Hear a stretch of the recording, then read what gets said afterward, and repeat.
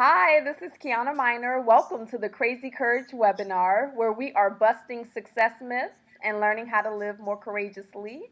Today, we have with us a special guest, Leslie Zinn. Leslie is the CEO of Arden's Garden, and if you follow me on Facebook or Instagram or follow my blog, then you know how much I love Arden's Garden.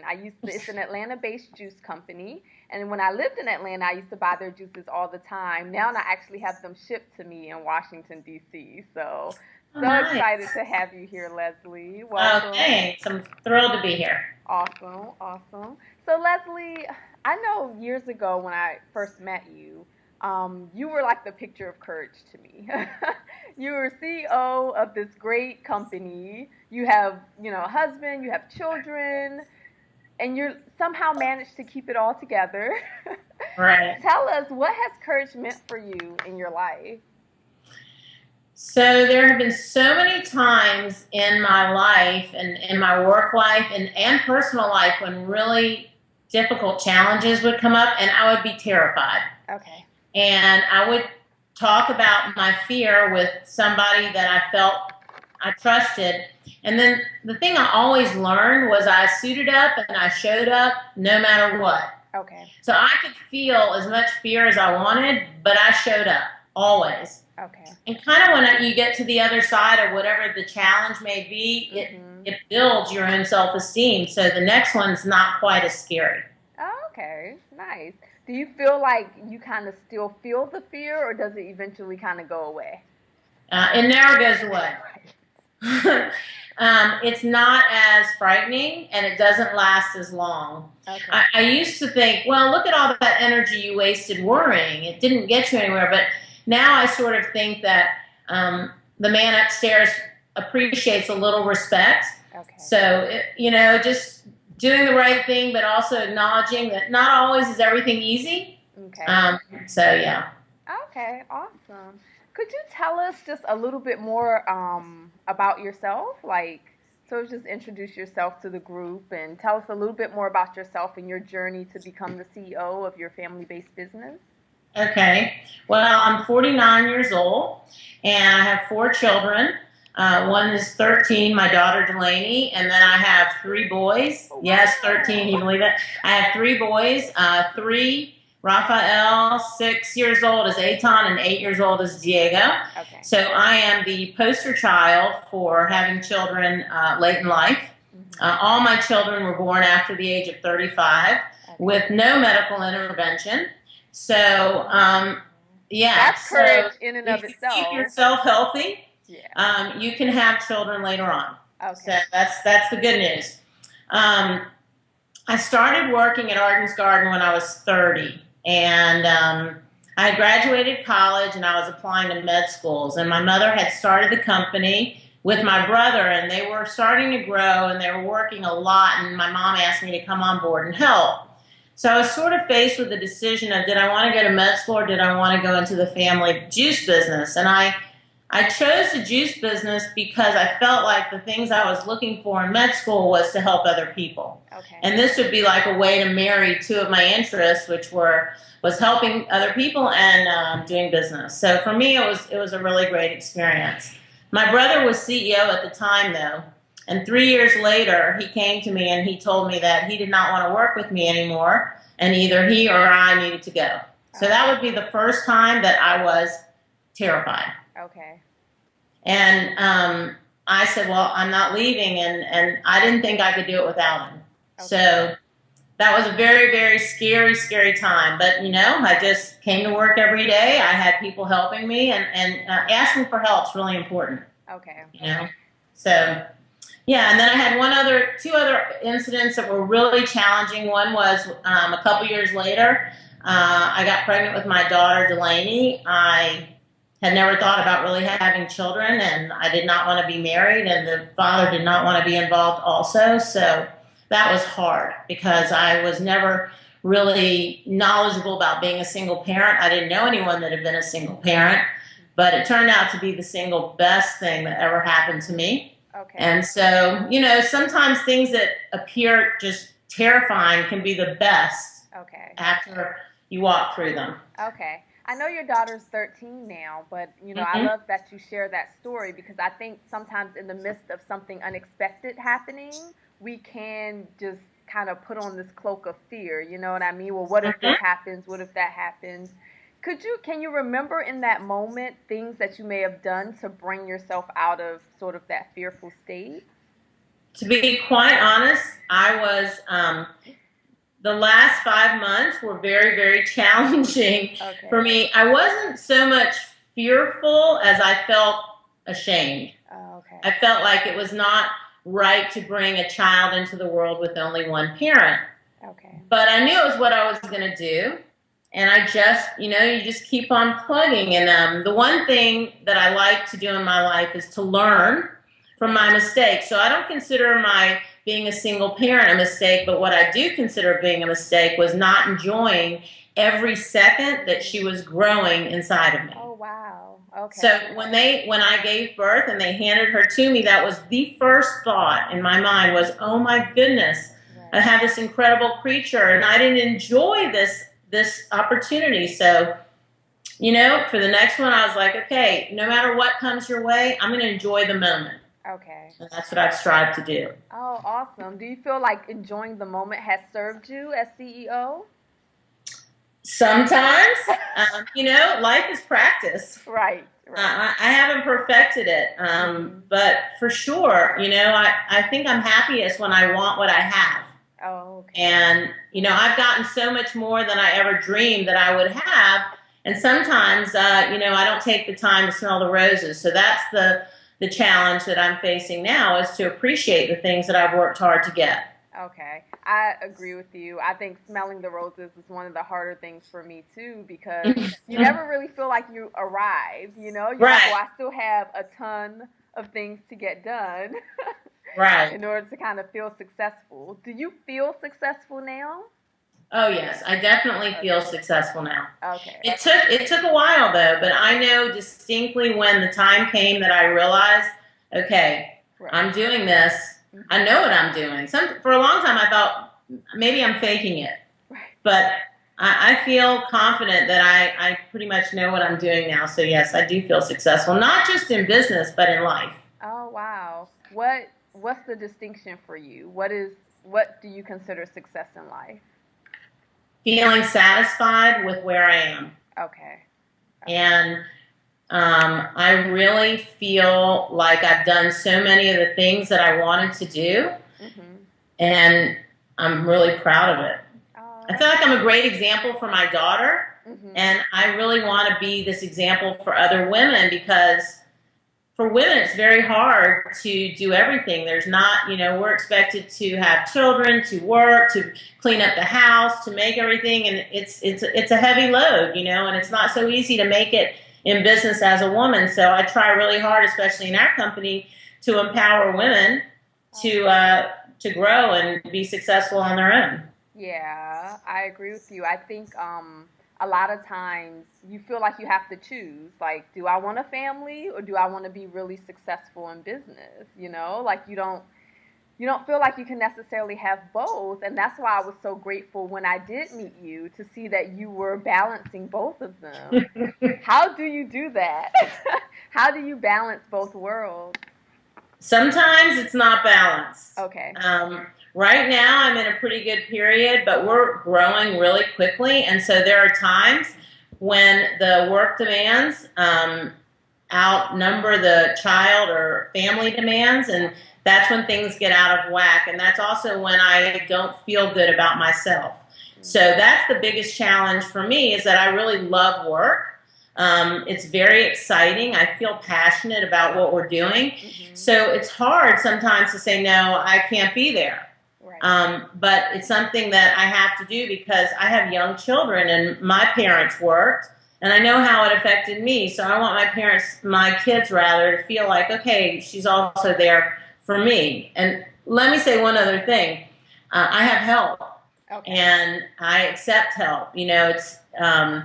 I read an interview with Michelle Obama, and she said, I used to be really upset that Barack wouldn't be there to help me. This was obviously before he was president. And she said, and I would get really upset. And she said, and then I just realized I needed help. It didn't have to be his help. I just needed help. So sometimes when you are working, there are people that can pick your child up from school, and then you can meet them at home and you can do homework together. You don't have to be doing everything yourself if you are able to manage that. Okay, yeah, I agree with you. I think delegating has been one of the challenges for me, because at first I did feel like I can do it all myself, you know? Right. And you get to that point where you're like, okay, if I want to keep growing and stay alive, I definitely need help. Yeah. Yeah, I agree with you. What type of self-care do you do to keep yourself, to kind of keep yourself healthy? I mean, you work for, this healthy organization. What are the self-care things that you do to keep yourself healthy and aligned?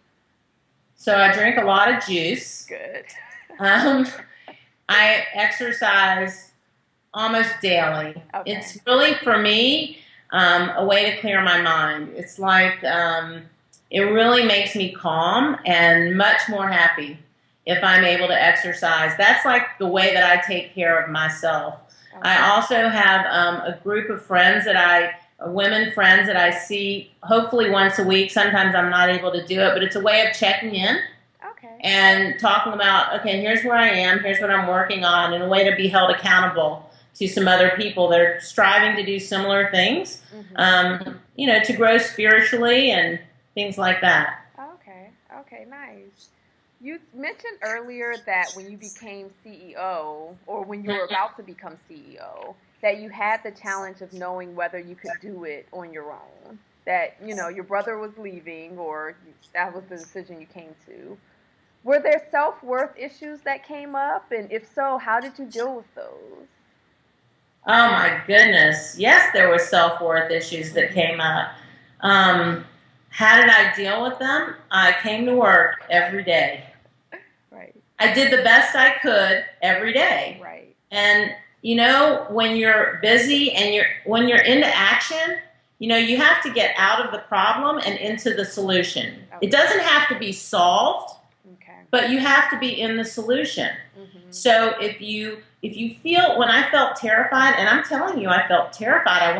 When the alarm would go off, I wanted to pull the covers up over my head and not go in, because I didn't want to fail. And if I didn't show up, I wouldn't fail. Okay. I just wouldn't have tried. But you know what? You get up, you put your pants on one leg at a time, you feel the fear, and you do it anyway. Okay. And then all of a sudden, the next thing you know, you're not in that same place anymore. You're not feeling the fear. You've made it to the other side. And that's the most empowering thing in the world. That, going through the challenge. So anyone that's feeling terrified right now, walk through it. Walk through it. Do the next right thing. You get to the other side, you will have built up a little more self-esteem. You'll be really proud of yourself. Yeah, I love that. I love that, because I think that the action will bring you out of the fear. You know what I mean? Absolutely. You can think, there's the paralysis of analysis. When you just think about things and you wrap yourself up so tight, if you just get into action. You can make a mistake. That's okay. You can reverse your course. But, doing the next right thing, staying moving in the right direction, that's what gets me to the other side every single time. Okay. Could you talk about a business challenge that you may have had? Any challenges with the company that you've had to do that same process? You've had to go walk through it and get to the other side.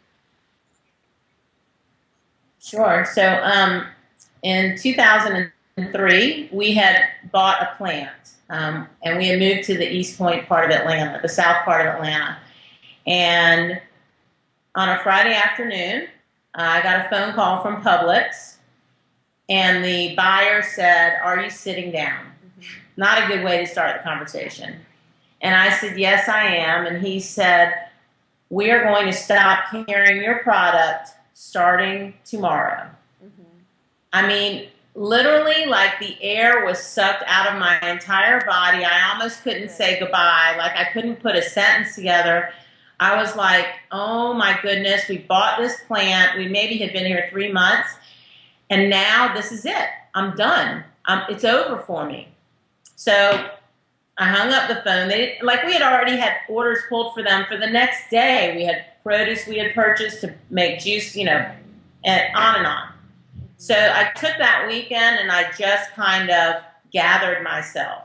Okay. And luckily, I had a friend visiting who was staying with me who I felt very comfortable with, and we talked a lot about the situation. Mm-hmm. And I thought, what had happened was I was being replaced, Arden's Garden was being replaced by Odwalla, who's owned by Coca-Cola. Mm-hmm. So I thought, okay, what's different about us than them? And I could think of two things. One was that I thought we tasted better and were healthier. And the other thing was I knew that our customers were very loyal. And so I wrote an email on Monday when I came to work to 30 people that just basically said, we have experienced wonderful growth over the last 8 years, a lot of it due to Publix. Mm-hmm. And if you want to be able to buy Arden's Garden in your local Publix, or you just want to support small business, please contact Publix, because Publix is very customer service oriented and they will listen. So I guess that letter kind of touched a nerve in people. It got forwarded, 2,300 times I heard. I don't know how to figure that out. But all I know is that in 3 weeks, I got a phone call from Publix. Mm-hmm. And they said, not only were they bringing us back, but they were now going to enlarge our number of stores by 200. Mm-hmm. So what started off being a devastating blow ended up being the biggest opportunity that we had ever been presented up to that point. Wow. So who knew? Yeah, that's an amazing story. I actually remember walking into a Publix and them mm-hmm. not having Arden's Garden, and the person telling me, and I didn't receive your initial email. I didn't even know that it'd been pulled, but the employee told me that they no longer carried it. And I was devastated, and I let him know that, you know what I mean? I was just like, no. And he brought me an Otwalla juice, and I was just like, mm-hmm. I want my Arden's Garden juice. I want my real energy. See, that's juice. What we love. That's what, yeah. How did you build that customer loyalty? I think that we've always presented ourselves exactly as we are. Okay. Our mission is to make health available to everyone at a reasonable price. Okay. Always. That's always been our mission. Mm-hmm. And so when you read our label, you'll know what every ingredient is. Okay. So I think that we make a quality product at a very fair price, and people appreciate that. Mm-hmm. And so when you do that over and over and over, you develop a relationship with your customers. Okay. And I have people like yourself, that move away from Atlanta and they stay with us. Right, so right. That's how I think we've done it. That's awesome. Do you ever feel pressure, because this is your mom's vision? Do you ever feel pressure to make it, successful? No. Okay. I think that we have far exceeded our initial idea of what it would be. Mm-hmm. So, in a way, I feel proud.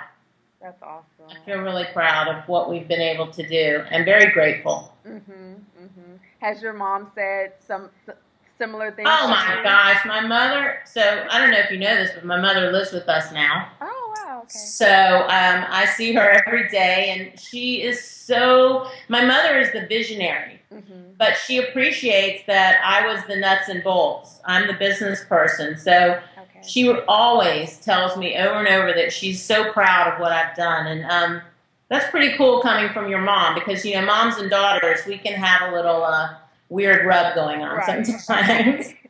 Very true. Oh, yeah, that's awesome. That's awesome that she says that and that she's able to verbalize that. Oh, it's wonderful. What are you working on now with Arden's Garden? What's in your future? So we have, we just opened a new store 2 weeks ago in Emory. We have 4 more stores scheduled. Okay. One will actually be outside of Atlanta, not D.C., but in Athens. We're just inching our way. Okay. Yeah, but we have our sights set, hopefully, to branch out outside of Atlanta and see where we can go from there. Okay. Now, do you ship to the entire country? We do. Okay. It's a little more difficult to the West Coast. The East Coast is very easy, but we do. We ship all over. Okay. If people want to know more about the company and more about what you offer, where can they go? They can go to our website, which is ardensgarden.com, ARDENS garden.com, and it's got all a bunch of information of what we do, the story behind us, the products that we offer, and a lot more stuff. Okay. Really quickly, Leslie, can you share any testimonials that stand out for you of what you've heard from customers about your juices and your products? Well, the really cool thing about our company is that we have our own stores. Even though we sell through Wholefoods and Publix and Kroger, we have our own retail stores. And so we see our customers every day. So right outside the wall in my office is our store. And if my door is open, I can hear every person that's coming in. Right. I cannot tell you. Why do I feel passionate about what we do? Because I see people every single day change their lives. Okay. And when they come in and they are lacking in energy and they're overweight and they feel depressed and they've heard about us and they heard that, it can change their lives, I know it can. Right. What we put in our body directly affects the way we feel. Okay. And so it doesn't take that long to put healthy things in your body and to start feeling better. Like I said earlier, we don't have to be at the goal. We just have to be on the way. And so I see people on the path every day. Okay. It's incredible. That is incredible. And I love that you do have your own store so that it's like fast food. You know what I mean? It's fast. You can come in, grab a juice. Right. And it doesn't have to be, it doesn't have to be unhealthy. You come in, it's fun. We know your name. Right. Half the stores, we know what you want before you walk in. So it's like Cheers for fresh, healthy people. It is. It is. Did you have any final thoughts on courage and what it's meant for you? I think that the courage that I have built, it only comes from the challenges. Okay. And so I know it's very difficult when I'm feeling afraid to feel like, oh, this is going to make me stronger. But I've had enough experiences to know that that's the case. So, as far as courage goes, it's like a muscle. When you first start exhibiting courageous behavior, it feels horrible. Right. But the more that you do it, the muscle grows and it becomes easier and easier. Okay. And so that's the practice that I've done, and it's worked so far, and I feel very empowered by it. Okay, that's awesome. And I love how you are also empowering others with your company, but also with your personal stories. So thank you so much. You're welcome. For being here. All right, and we will see everyone tomorrow with the next interview. Thank you. Thank you, Leslie. You're welcome.